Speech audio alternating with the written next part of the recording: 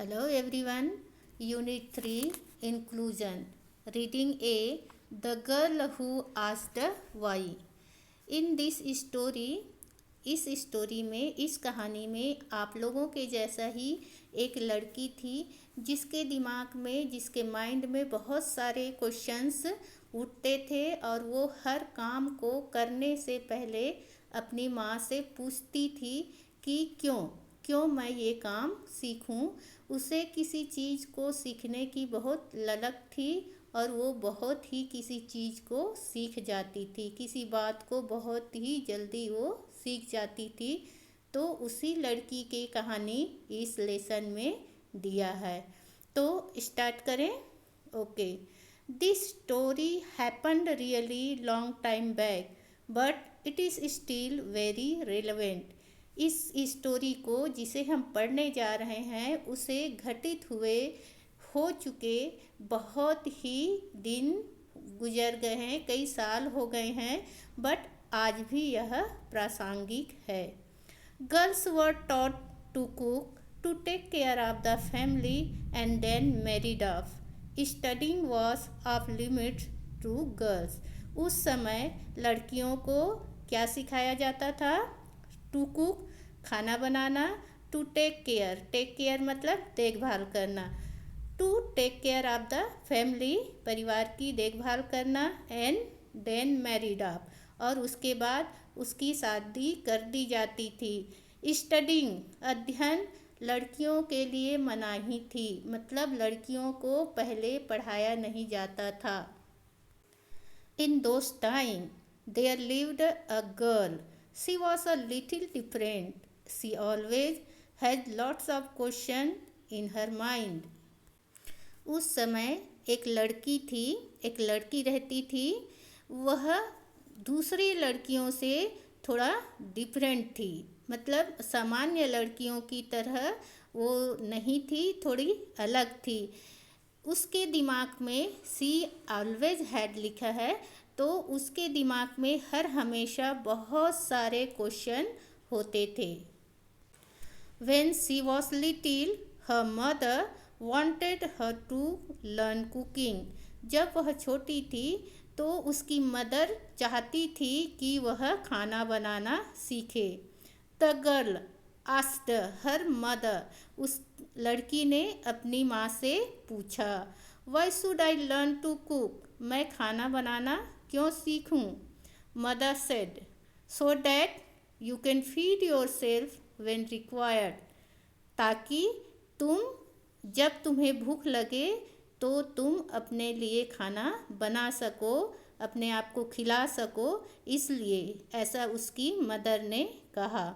The girl said, fair enough and learn to cook.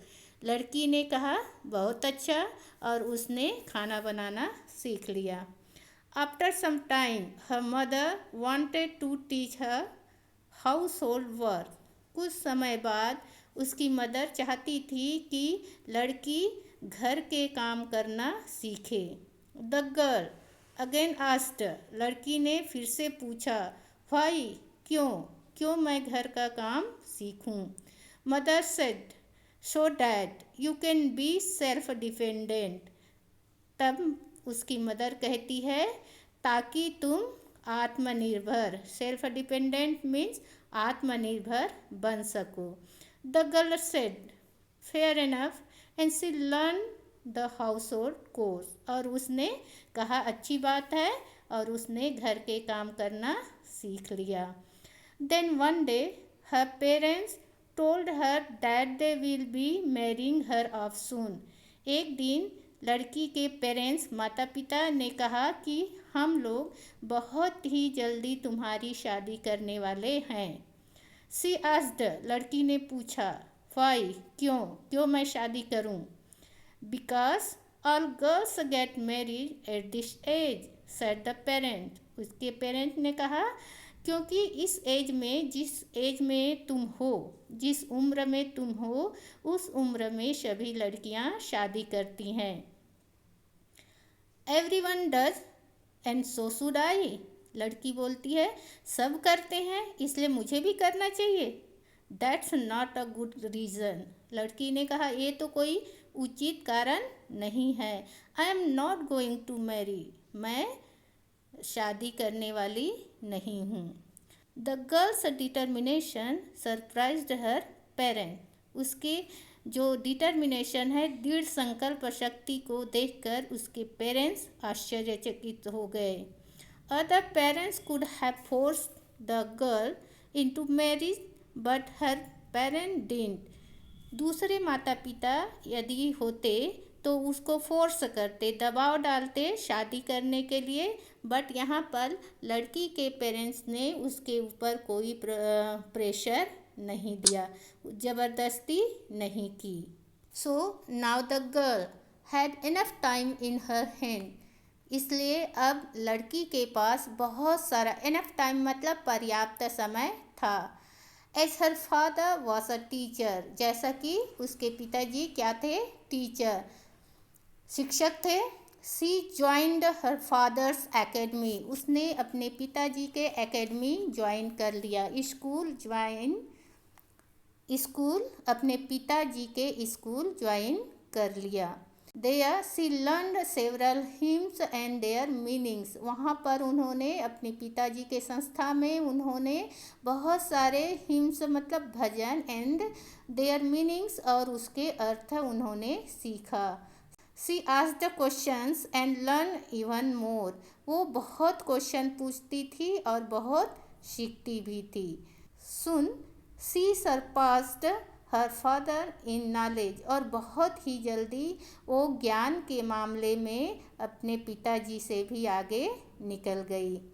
One day an invitation arrived, एक दिन उसकी संस्था में, उसके एकेडमी में एक आमंत्रण पत्र आया। It was from the king, और वो कौन भेजा था, राजा ने। The invitation was for the brightest scholar in the academy, और उस इन्विटेशन में लिखा था कि जो सबसे प्रतिभाशाली व्यक्ति हो उसे ही, एकेडमी में जो सबसे प्रतिभाशाली व्यक्ति हो उसके लिए ये आमंत्रण पत्र था।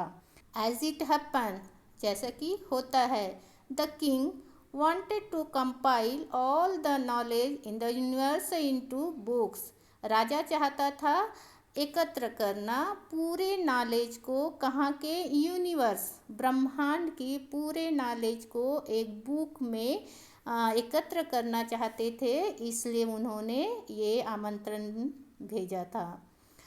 To get the inputs, he invited scholars and philosophers from all over the world, इसलिए राजा ने संसार के स्कॉलर्स मतलब होता है विद्वान, एंड फिलोसोफर्स मतलब होता है दार्शनिक, इसलिए राजा ने अपने दरबार में पूरे संसार के विद्वान और दार्शनिक को इनवाइट किए थे।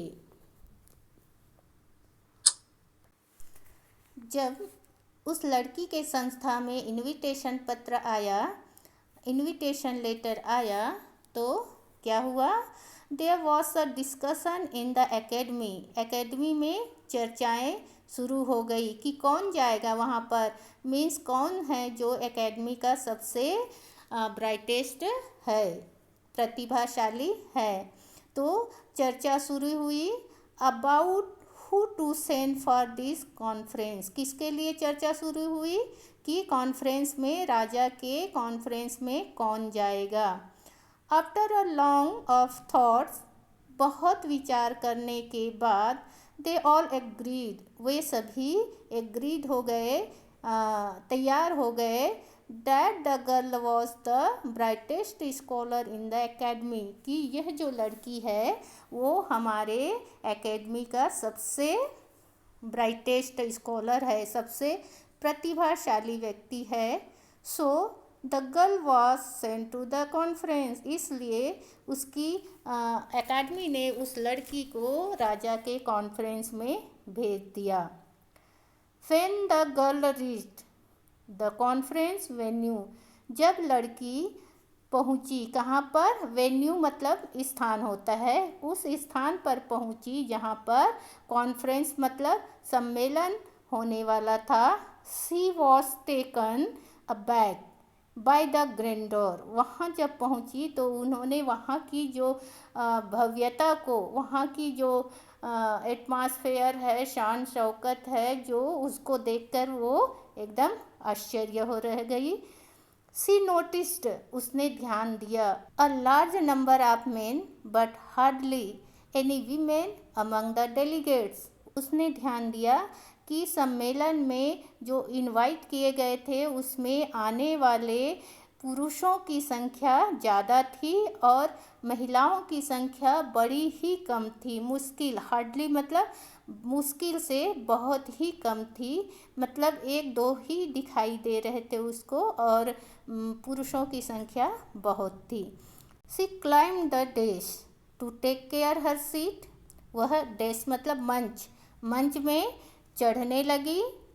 To take care her seat, अपनी सीट लेने के लिए, मीन्स बैठने के लिए। सडनली, अचानक, there was a huge uproar. अचानक वहाँ पर लोगों के बीच कोलाहल सुनाई दिया, उसको हल्ला होने लगी। People in the audience were staring at her. जो ऑडियंस थे, जो दर्शक थे, वो लड़की को घूरने लगे।